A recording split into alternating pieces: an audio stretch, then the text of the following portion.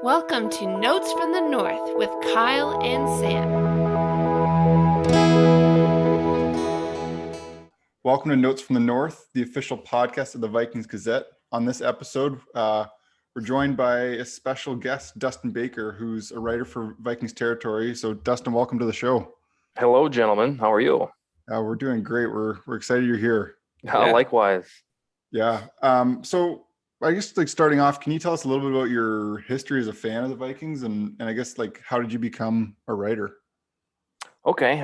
My history of the fandom is not very complex, but it's got a little backstory. I lived in Houston, Texas for 3 years. My stepdad was a hospital administrator. So we traveled about every 3 years or moved every 3 years. And we wound up in Houston, Texas right after the Warren Moon era. And the Oilers sucked. Absolutely sucked. And through hospital, he got season tickets. So we went to all these dastardly Oiler games. And I had loved football for about 4 or 5 years prior. So it was just cool to go into games. But all of my friends still loved Warren Moon. And when he went to the Vikings, they kind of I looked at him and said, I'm going to cheer for the Vikings. And then, as a matter of coincidence, my stepdad landed a job in Minneapolis. He got that news in 1996, and it took us about a year to sell our house in Houston. And I was like, okay, well, we're moving to Minneapolis, and these Oilers suck, so I'm going to start cheering for the Vikings. And 96 was the first year that was wrapping up the Moon era. And I got up there in 97, and they had a playoff win, which is underrated in Vikings history. They beat the Giants in this wild game. And then Randy was drafted the next year. Yeah, and exactly. Like most folks in my age range, there was no looking back for how much you loved them. For writing, that story is interesting as well. I have 2 degrees from the University of Minnesota, one in political science and one in history. And that was from 2002 to 2007. And if anybody who's listening gets into those majors, all you do is read and write. You do nothing more than read and write.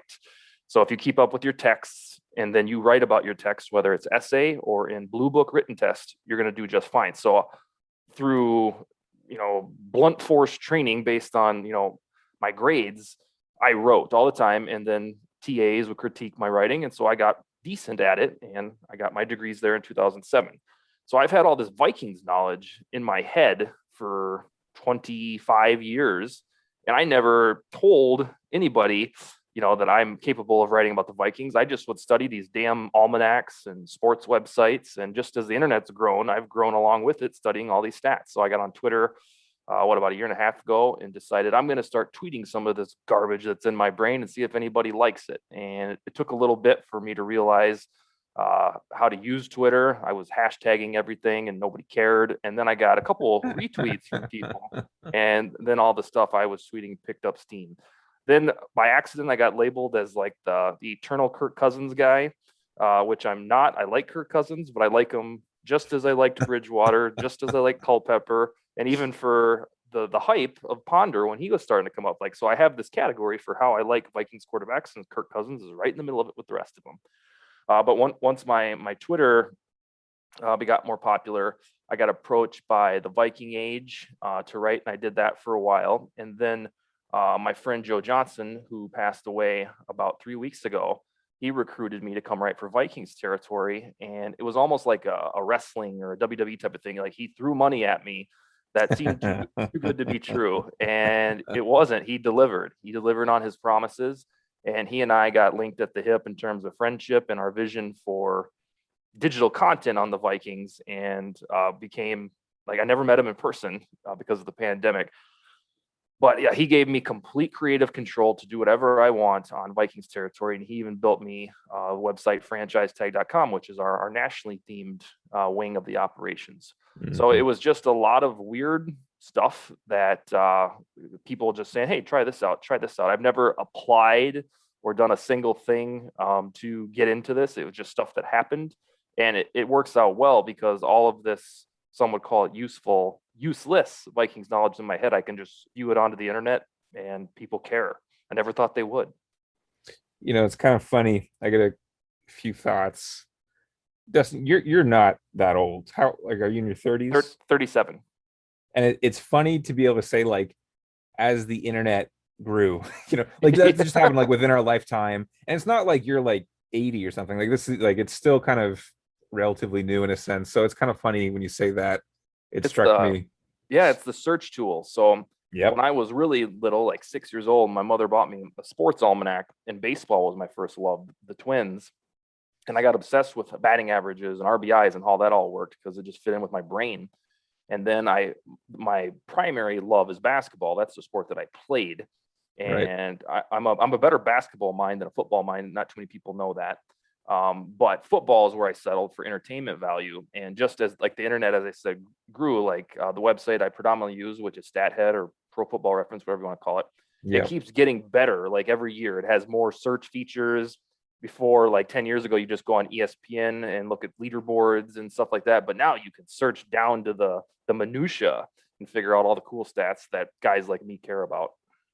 It is an excellent resource, and it's to the point now. I mean, this is how maybe you feel differently because I think you spend more time on there than I do. But to me, it feels like it just has limitless info.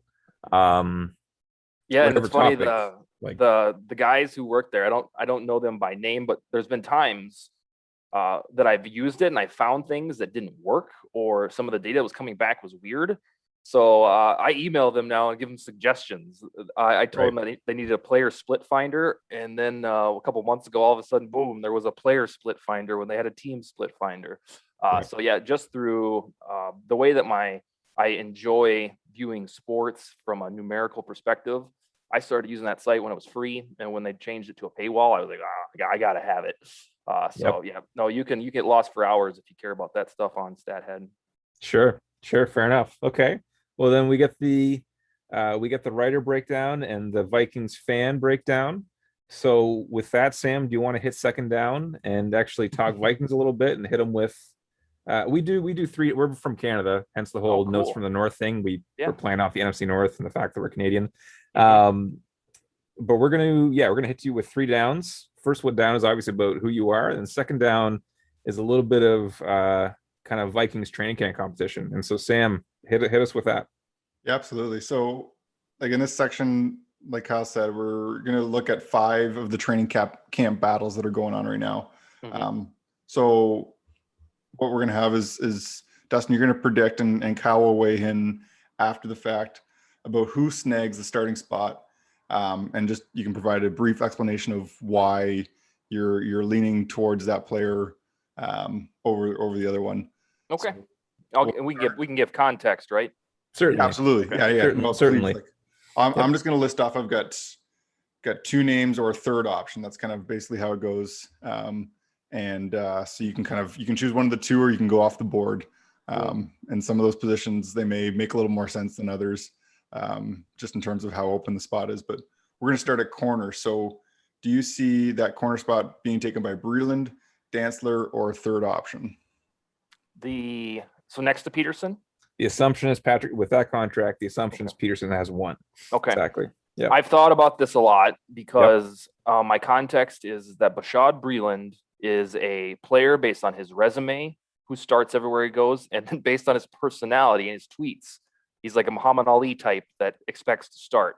I think the only guy that would take a back seat in all this, because he was so cheap, would be Alexander. I don't see Dantzler taking a back seat just because we have Bashaud Breeland. So I'll predict that Dantzler will be QB2, but it won't be like Breeland's ignored or anything. He'll get a lot of action. Okay, interesting. I'm thinking Peterson he's being paid as a number 1 corner, and I think he will end up being that number 1 corner. I think Breeland, veteran, physical, sometimes to a fault, gets a lot of penalties. That sounds like a Zimmer corner to me. And then I think Mackenzie Alexander is going to take the slot role. And so I actually think Dantzler is the one who will step back a little bit. Not because I like Dantzler a lot. I just I don't think it's uncommon for sophomores to maybe take a bit of a step back.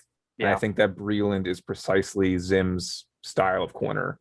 Yeah. Physical, aggressive, swagger. That's Zim. Like it comes down to whether Dantzler will allow that or not, because that'll be up to him. If he in preseason training camp, week 1, whenever it is, if he shows that the last half of last year was not just a fluke, he'll control his destiny. But yeah, I wouldn't be surprised by that one. But and I thought this, I think I wrote for Vikings territory the things to watch, and number 2 was my cornerback battle, because it's so cool that last year, if you and I, the 3 of us were on a podcast, we'd stare at each other and be like, we got these rookies and then Chris Boyd, so maybe Zimmer can work the voodoo. And now we're like, well, what the hell if Gladney comes back? He's not even going to be able to play because he doesn't fit. We have too many. So it's a beautiful problem to have. Yep, exactly. All right, Sam, number 2. Yeah, I was going to say, it's definitely been a position that's been addressed through free agency. Yeah. We got the perfect coach to get cornerbacks, I tell you what. Exactly. Yeah. Yep. Second one, and I feel like I've seen a lot about this, the right guard position. So we've got Davis, we got Dozier, or a third option. You want to start, Kyle, or you want me to? No, Dustin, you're leading off the whole way here, man. Okay, well, I will fully admit that I did not see the Oli Udo curveball coming at all. So it's a good thing we recorded this now than 4 days ago, and I would have sounded like a moron, because to me, he was the type of player that might be cut. We just don't know too much about him outside of that stellar performance against Khalil Mack, which ain't nothing. So this one, I know what I want to happen, and I tend to fall back on history. For Christ's sake, Justin Jefferson couldn't get snaps until about week 3. So why in the world would offensive linemen? However, I think they're doing things differently with the offensive line. Somebody realized that the way they do things isn't very good. Maybe the run scheme can be argued as decent, but the pass blocking is pitiful. So I think that with the new, what's his name? I'm drawing a blank. Phil Rauscher, the new offensive coordinator, with a new vision. And then they showed drafting Darisaw and Davis. They're going to get some meaty guys rather than these power forwards that we keep drafting. I think Davis will actually start week 1, because it's kind of like what the hell do you have to lose? It's not like we're protecting this 12th best offensive line in the world. It's 29th best per pass protection last year. So I'll say Davis, and that's a little optimism creeping into. Fair enough. I'd be happy if it was Davis. I'm hoping that it will be Davis. I like Oli Udo a lot. The one thing I'm a little nervous. So last year, and I got to give a shout out to Dan Chat from Purple Pain Forums. He made this point today. Last year, Aviante Collins apparently was in the running for the left guard job. But in reality, what was happening was they were giving him all that run, all those snaps to see what he had. And then when they can perform evaluation, then they cut him in the end. And so sometimes with players, you give them more run, you give them more chance, because I want to really see what I have here before we make a final decision. And I'm nervous that's what's happening with Oli Udo, because this is now year 3. And so we need to determine, is this kid in our future or not, right? And he's not going to start over Brian O'Neill. He's not going to start over Christian Darisaw. And Rashad Hill is the swing tackle. So what do we have in this kid? And so I'm a little nervous that with Udo, what we're seeing is evaluation rather than earnest desire for him to be right guard. That's my concern. And I know it might be a little tinfoil hatty. I'm not sure. But I actually, if I'm guessing right now, I'm actually guessing Dakota Dozier, because I think the staff likes him. I think they like the veteran, workman-like, go about your business style. And there's a lot of young players on that line. Everyone is young, and I don't know if they want the 4th-year player to be their veteran. I could get on board with that if he had like a 55 PFF rating. But the fact that it's 44 or whatever it was, it kind of draws the lines that I don't really care if he's hardworking if it nets 44 pass or PFF grade. But no, I can see that, but that's really the cynicism creeping in, thinking, no, they're going to do it, aren't they? The other one, when we traded for Mason Cole, back in March. That would have been the normal Vikings solution to this. They would say, this guy sucked a little bit, but not a lot with the Cardinals. So let's see if we can get a retread out of him and put him at guard when he played center for most of his career. That's the way it felt like it was going. But then we talked about Joe Johnson before. The one guy that he wanted in this draft, hell or high water, was Wyatt Davis. And that's why Joe, right before he passed away, got super optimistic about the Vikings. And it was very weird for people to hear, because he's the diary writer of Doomsday. So I would point out that Mason Cole shouldn't be excluded for this conversation, because he would have been the normal type of Zimmerian solution on the offensive line. But when you have Wyatt Davis there, who was going to be a first round pick this time last year, going into the 2020 NFL draft, I think he's too good. And so he's another one, just like Dantzler. If he wants it, we don't have like this slew of guys he has to dethrone. He just got to be his ordinary self. And when the bright lights come on, he's got to be able to do it. Fair enough. I hope you're right. I do, sincerely. That one is it is really optimistic that I'm going to try to speak it into existence. I had Mike Tice on our show with Brian McKinney last night, and Tice kind of hinted at that he doesn't really like doing that, just taking a tackle and say, well, you kind of look like a guard on Tuesdays. Let's try it out. He doesn't like that philosophy, and Tice is an offensive line mind. Exactly. So I like the way that we drafted Darisaw to play tackle, Davis to play guard, and unless they muck it all up, they're there. And it's a very youthful offensive line that kind of flies under the radar. It's all organically drafted, and just it's almost like on the potential wise, it has vibes of greatness, but they have to go out and play. Exactly. Sam, number 3, what do you got? That makes a lot of sense. This one, I don't know how much confidence you've got inspired in this, but we're looking at kicker here. So you got Patterson, Joseph, or third option. I floated Zane Gonzalez's name in a Vikings territory article, mainly because outside of Brett Maher, he's the only name that football heads would know. They're free agents. So we've all seen for the last 5 years the kicker battle, and this time of year, usually we'll get a name like Forbath or Bailey, and we're like, this is going to be the year where he figures this out and is going to be consistent. And then for stretches, it works, and then it ultimately ends in tragedy. And same spot we're always in. So if that happens, where Zimmer's nerves just fly to the moon because Joseph starts missing kicks in the preseason, Zane Gonzalez is there, and he's not the best kicker in the world, but he scores points. I think he was 4th in league in points scored for the Cardinals in 2019 during his fully healthy season. So Zane Gonzalez is a name to keep an eye on because he's like the big name out there. But I like the idea of not having a Bailey name or expectations for Carlson. I like the fact that we're just picking up a dude. We think that he's good, and it doesn't have these massive expectations that we got Bailey, it's fixed, we're good. Now it's who's this guy? His name's Greg Joseph. Oh, that's an ordinary American name. We'll give it a shot. So I think maybe if we stop expecting so much emotionally, maybe this guy will be pretty good. And the other thing, and I want to point out on this show, and it's not really relevant to this conversation whatsoever, is that Blair Walsh, before he had his moment against the Seahawks, that guy was terrific. He was fantastic. If you go back and look at his numbers, the leg that he had, the consistency that he had, that one damn game erased 4 seasons of good work. And it's just a fall from grace that is so sad. And I feel bad for him because I think I'm one of the only guys who look back and say, like, God, he was a good kicker, but he had that one bad game. Everybody remembers him for missing that kick. So that's my little kicker speech. And sorry, go ahead. I'll take Joseph to win it. And I don't know much about Patterson other than what I can read on the internet. But I think Joseph, he's a mini journeyman. I think he's been with was it Brown? I don't know. He's been like 3 places, and Cleveland and Tennessee, if I'm not mistaken. But that might be totally. I usually talk out of my butt on here. And no, that's true. That is. I think he was the playoff kicker for the Titans. They made some extra points.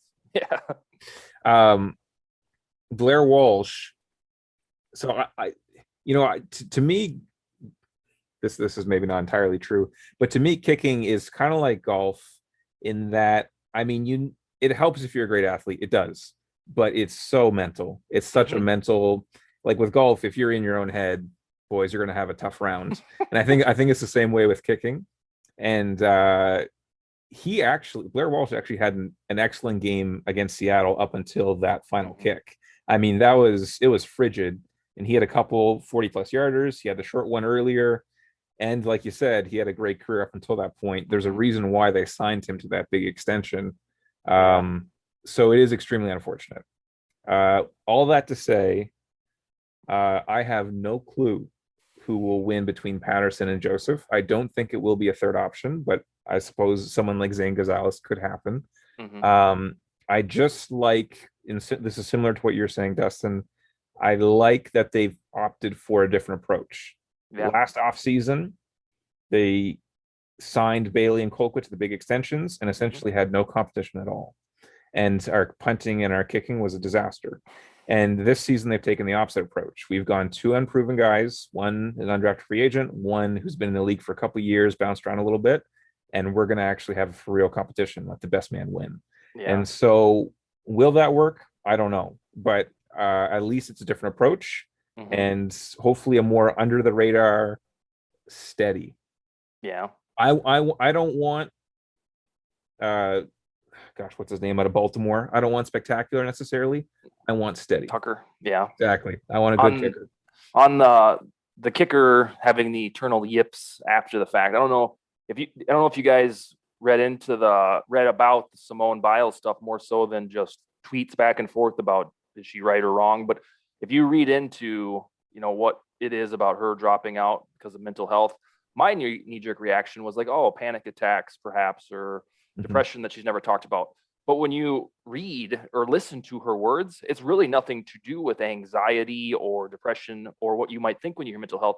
It's something called the twisties. I don't know if you guys read the articles on that, but it's a phenomenon that happens to gymnasts, kind of like Walsh, where he missed that kick and then he never really recovered. When they get in the air, and this is secondhand, and I'm not a gymnast, when they get in the air, all of their twisting motions for that particular routine, like their body forgets how to do it.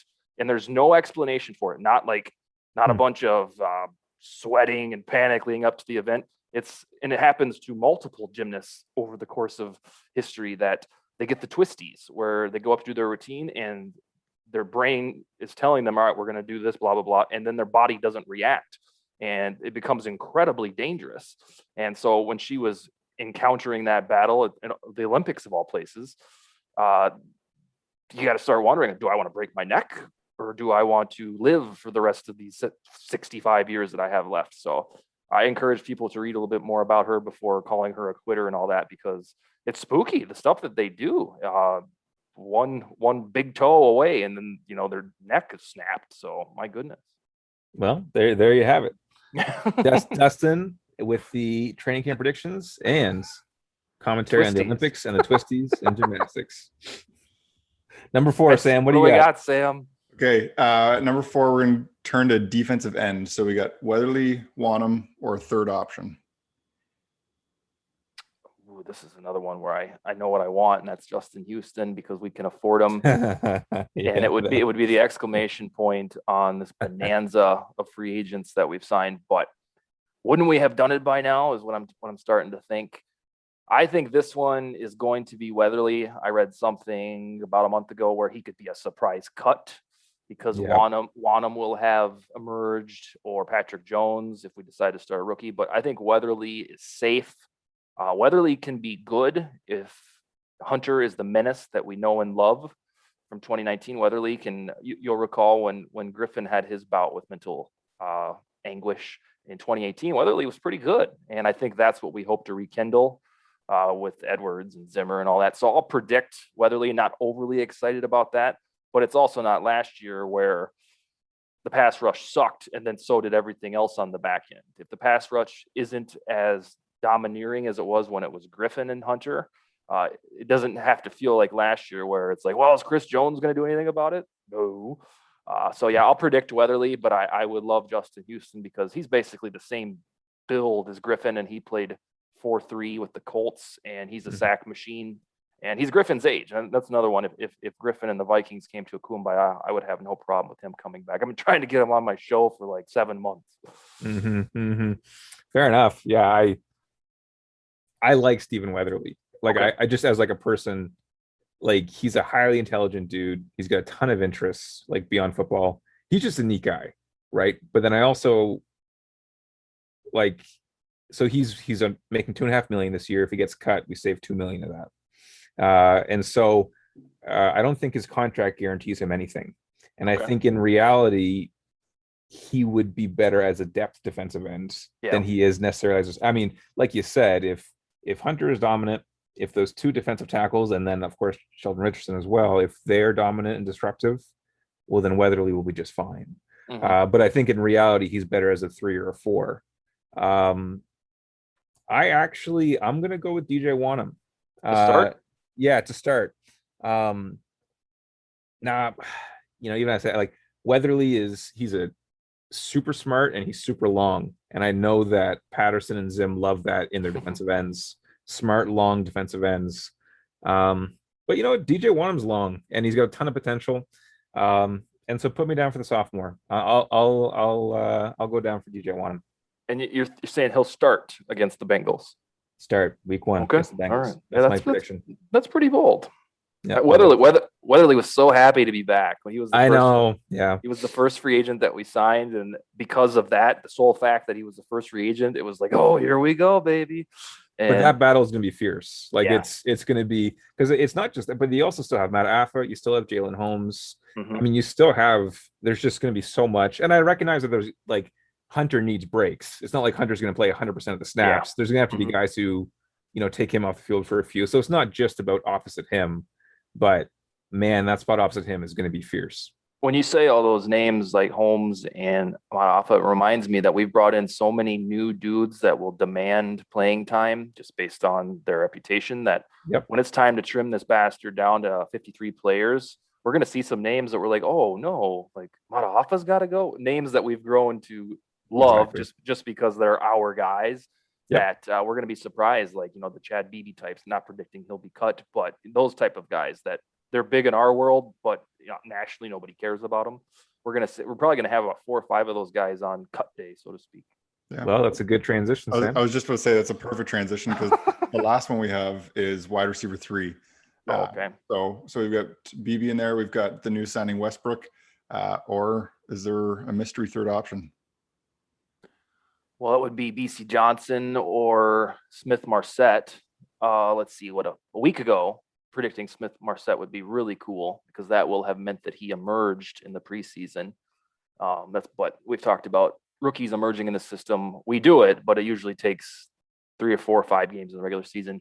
It's got to be Westbrook. Westbrook, with trashy quarterback play in Jacksonville, when he was healthy, put together between 500 and 700 yards and 3 to 7 touchdowns. And that's exactly what the Vikings need once and for all from a wide receiver 3. Since Jarius Wright left after the 2017 season, we've tried all of these weird things that a normal offensive focused team would be like, who is that? Why do you keep doing that with Treadwell and BC Johnson and BB? People, we love BB just because he's got the football blood and all that.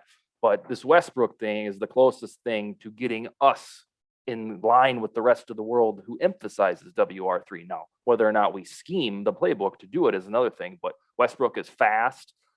It looks like he's progressing nicely back from injury, and I think we signed him with purpose. Plus, it's McCardell's guy. I think he will get him prepared to be the WR3.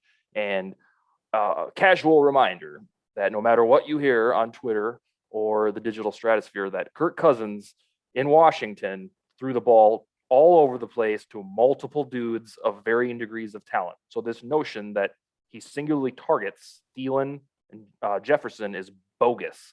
He empowered dudes that you've never heard of on the Washington roster. Now, he had Pierre Garçon at times, Deshaun Jackson, but they were rarely there at the same time because Jackson's hurt like he always is. And then what did Kirk have at tight end? Jordan Reed. Yeah, Reed. Blah, blah, blah. So, yeah, I think it'll be Westbrook mainly because he's young. He knows McCardell, and he's fast. All right. I'm zigging. I think when most people are zagging, most Vikings fans are really excited about Westbrook, and I do get that. And this is not fair to Westbrook because at the end of the day, the man's an individual, and he obviously should have his shot. But my skepticism comes from so last year was Tajae Sharp, and we've had Michael Floyd. And we've had, it was Jordan Taylor was the gentleman from Denver, the tall dude from Denver who was the practice squad darling. These signings just don't seem to work out for us. What seems to work out for us is when we bring in our own homegrown talent. And I know that we have busts like Treadwell kind of thing, but Jarius Wright was drafted by us. Stephon Diggs was drafted by us. Thielen was signed by us. Jefferson, like that seems to me what works out well. Even BC Johnson and BB. We don't seem to do particularly well when we bring in outside receiver talents. Now, what you're saying about wide receiver coach McCardell makes sense. I just think there's a trend there a little bit. And so that's my skepticism, even though I know it's not fair to Westbrook, because at the end of the day, the man's an individual and dude's got to, have a shot to earn it. So maybe he will earn it. But for that reason, I'm skeptical for that reason. And as a result, I'm actually going to pick BC Johnson. Oh boy. Okay. Yeah. I'm picking BC. There was a couple other dudes from 2018 when Cousins first got there. I think it was Aldrick Robinson. No, well, he came in midseason. He was good for He was pretty good. He was pretty in good. the preseason. There was dudes that didn't get off the ground that we got a little bit excited about. Tavares King and Kendall Wright from the Bears, dudes that had a mini Westbrook feel that were like, oh yeah, he's young. He just needs some targets. Exactly. And to your point, they didn't even make the 53-man team, and so. Yep, you've got a valid point there. I just think Westbrook is a little bit different in terms of what he produces when he's healthy, and that was with Bortles and who were some of those other imbeciles that were throwing him the ball. Bortles, yeah. Bortles, and then I can't think if there was another whoever Bortles' backup was for a while came in. So, yeah, I think Westbrook would have a field day with Kirk and vice versa. Fair enough. Okay, Sam. You want to hit us with third down? Yeah, it's great. I think that and just for people listening, this is Thursday night, and it feels like things are changing and different battles. People are jumping up and down, and so this could change next week. But I think that it sounds like with Kyle and Dustin, they're both kind of they've got different opinions on a lot of these guys, and I think it just shows how surprised by that. How close it is. Mm-hmm. We got 5 minutes left, so we just want to talk quickly on third down about Mike Zimmer. And so Dustin, Zimmer's been here since 2014. He's had one really great team, handful of good teams, and then some lackluster performances like last year. And so I guess the question that we'll propose to you, is he the right person to lead the Vikings? Yes, I enjoy him as a person. I like the fact that he's stubborn and feels like that Parcells way. I like having that because it feels like the nostalgia a little bit, or last of a dying breed with all of the good looking offensive minded head coaches. Like, I'm sure we'll get one of those, or maybe we'll end up actually Sean McVay. Maybe we'll actually end up getting Bieniemy if the stars align. But no, with Zimmer, I grew up watching a brand of Vikings football that was always offense, and that was fine, but it really brought me tremendous pain to watch missed tackles in the 2005 season and it just irked me. And then it got better under Childress, and then Leslie Frazier came, and the Wolves said, well, we're going back to defense, and they tried to do it, failed miserably defensively. They got horrible, worse than the Tice era. And so when they hired Zimmer, who finally got his job after many decades, he actually brought defense to the franchise. So I love watching that brand of football because it feels like you're always in it if you have a good defense. And I've liked the way, some people don't, I like the way he's adapted. We go for it more on fourth down now. There was a time in 2016, 2017 where we just laugh at the idea of going for it on 4th and 1. I think he's come along with the times. And the thing that I admire about him, and I don't settle for mediocrity, but his bad years are only mediocre. And that's what the great franchises do, from the Steelers, the Patriots, the Saints, now the Chiefs, even with Alex Smith. When they have a crappy year, it's only about 7-9 or 8-8.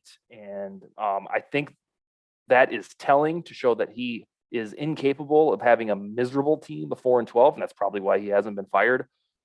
With all of that said, though, I can understand why people think it's stale to an extent. So he needs a playoff win, and then not to get shellacked or embarrassed the follow-up game in the playoffs. To make it easy for everybody, let's just win 2 playoff games and get into the conference championship or the Super Bowl. But I do think these are the highest stakes that he's had as a head coach, and there will be tremendous change in leadership if we have another 8-9, 9-8, miss the playoffs. I don't think he'll be the coach. If we only get one playoff win, is that reason for a coaching change? I'd have to see how the second game shakes out. Sure. If it's San Francisco all over again, where it's the offensive line, same, we knew all week this was going to happen, then I would be on board with switching it up and going after Bieniemy, kind of that, hometown vibe because he coached Adrian and everything. Yep.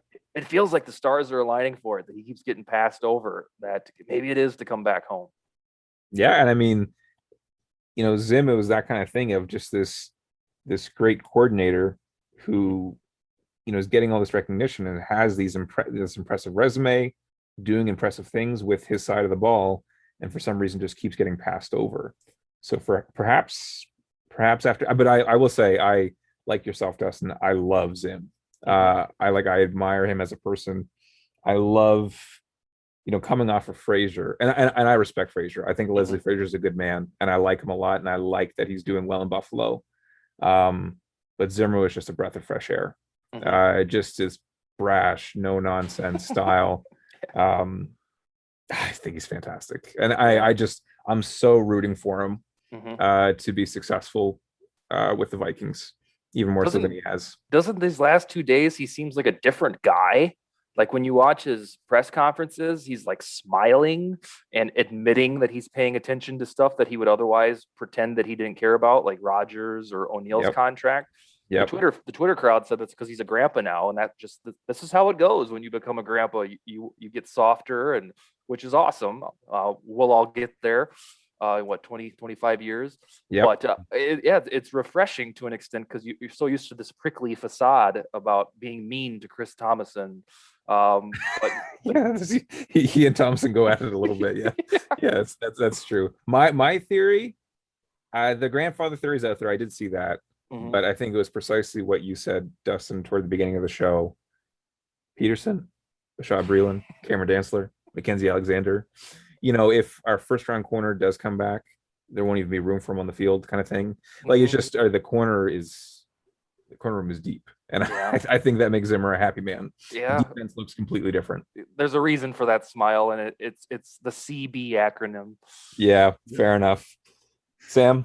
Well, Dustin, we want to thank you a ton for coming on. Oh yeah, thanks, man. So yeah, listeners can find you at Dust Baker on Twitter. Yes, that's correct. And you are writing over at the Vikings territory in Purple PTSD. And I know you mentioned earlier you have a podcast with Brian McKinney. We should. Yeah, 30 seconds. You got anything? Yeah, we sure do. It's with Sal Spice from Twitter, right. Sally from Minneapolis, and then a guy, Ron Saw, who joined a fantasy football league with me, and I had him on as a guest one time, and he was tremendous. So I told him, why don't you just come back every week? And he was like, hell yes. So yeah, it's Believe in Vikings, and it's pretty cool. McKinney gets us every guest you could want. I just say a name, and he's like, yeah, I'll work on that guy. Yeah, well, McKinney's done it all. First round pick, Super Bowl champ. Yeah, I hear you. Well, thank you, gentlemen. Enough. You let me know when you need a guest in a short notice, and I'll hook you up. Awesome. Thanks, Dustin. Have a good night, man. Yep, we appreciate it. See ya. Sure.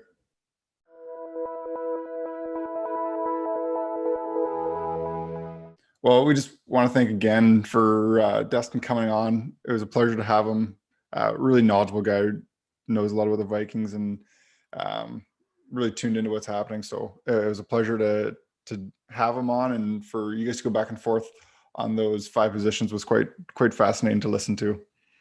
Yeah, I think so. Yeah, with what Sam is saying, I mean, Dustin kind of lives and breathes Vikings. He writes, a ton of content about the Vikings, and he thinks about it obviously a lot, and the podcast as well. But then, with what Sam's saying, we did that 5-parter, that roster composition. It's really, in many ways, it's anyone's guess.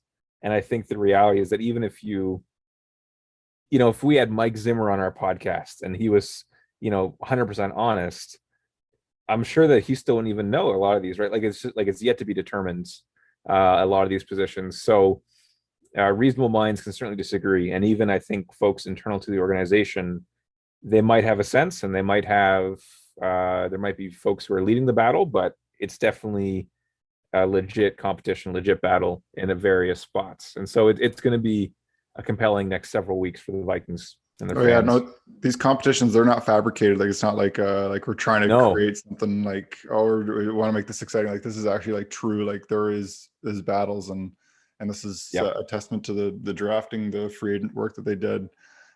Exactly. Trades. This is great. I think that even when Aaron Henderson was on, he was talking about just the competition and how that brings the best out in people. So I think it's definitely an encouraging sign to see that there's people that are capable of competing for the starting positions. It would be way more depressing if it was like, yeah, this lackluster dude, yeah, he's going to be our starter, and we know it. And it's like, no, we got legit competition across the board. It's excellent. It's really, really good.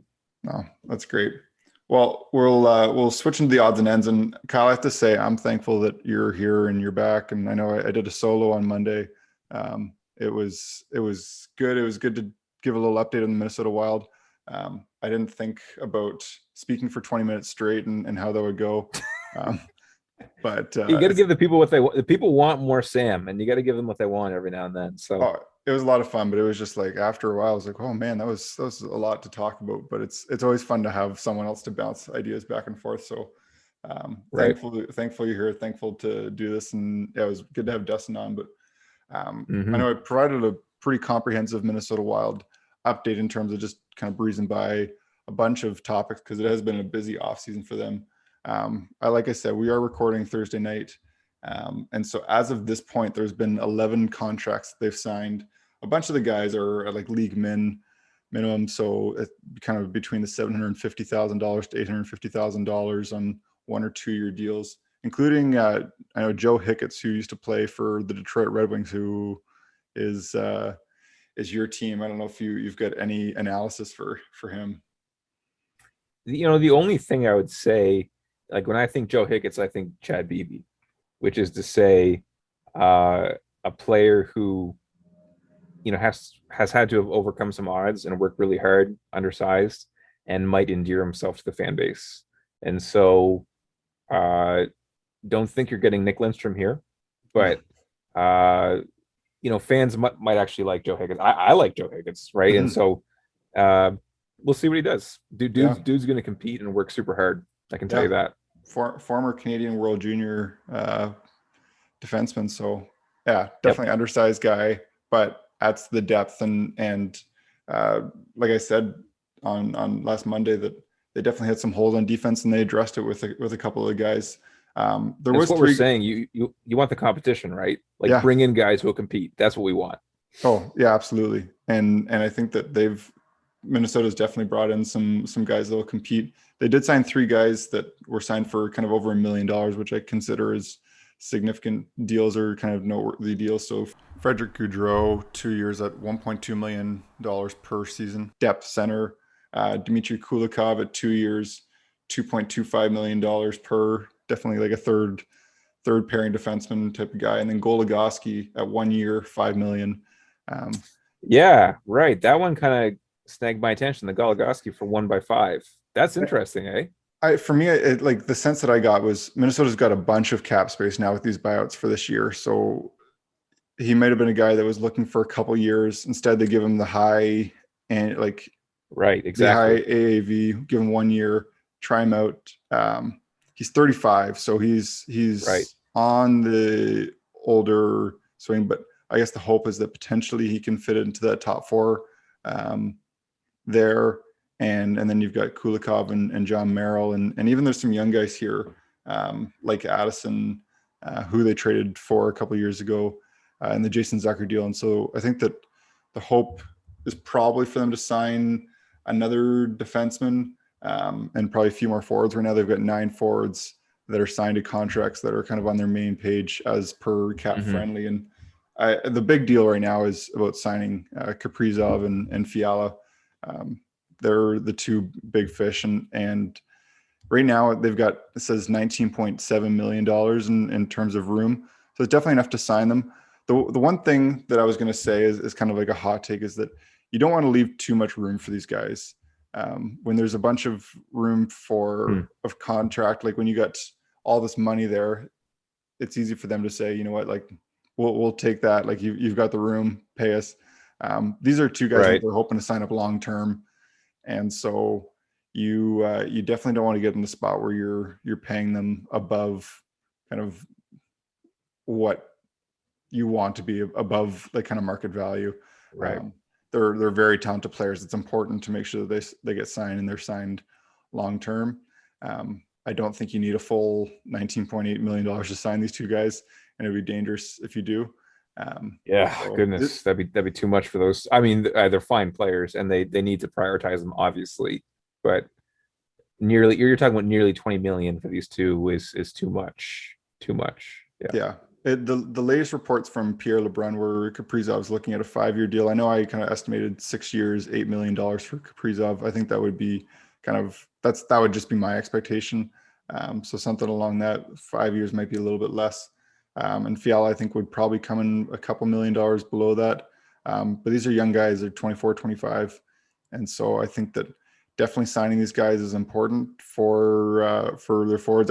I would argue that when you look at their forward depth chart, these are probably their two most important forwards, or at least at the very top.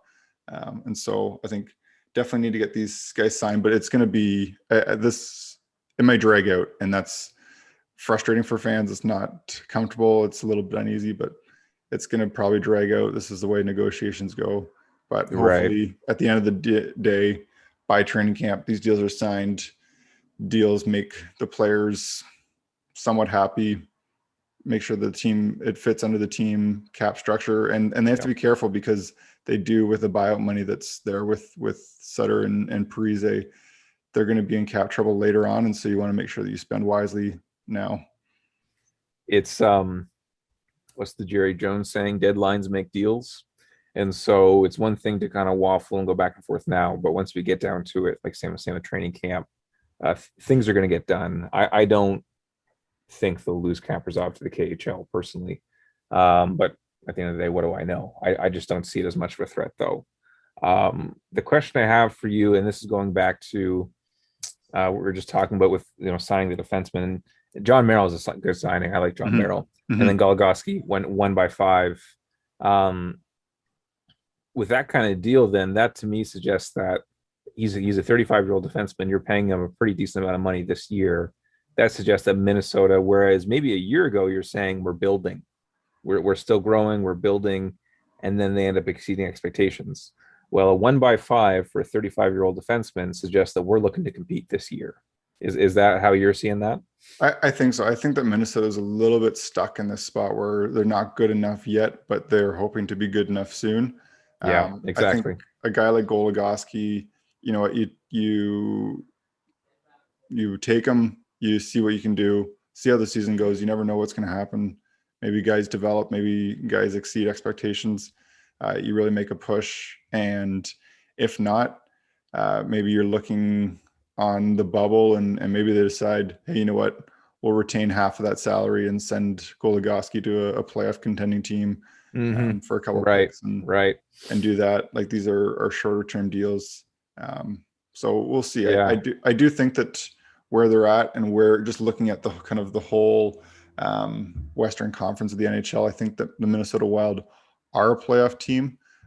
They're definitely not at the top end, but they're also I think everyone would agree the Western Conference is definitely weaker than the Eastern Conference, so their chances of making it are better, and they've kept a lot of these significant D in place, and they've got their 2 goalies returning from last year, and these young guys are going to continue to get it better. So I think that they're in a good spot.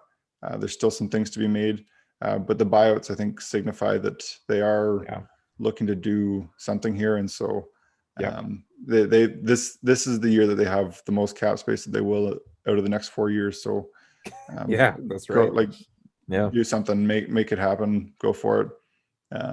I think that if you can sign a few more guys to 1-year deals that are there, and you just kind of see how the season progresses, whether they become trade chips or assets that you just you use as a year and let go when money's a little more tight next year.